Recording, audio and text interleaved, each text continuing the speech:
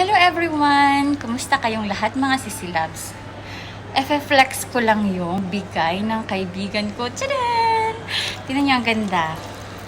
At saka, favorite color ko, yellow. May tatak ko siyang V. Diba?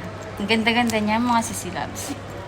Alam niyo, blessed ako sa araw na ito. Ang dami kong gift na natanggap. Hindi ko naman birthday. Oh my God. Meron pa akong perfume. O, tingnan niyo. Diba? May perfume pa ako. Alam niyo ba ang bango-bango niya? Ito, tchadan. Promise, ang bango niya, mga sisilabs. Hindi siya matapang. As in, pag i-perfume niyo siya, ay naku.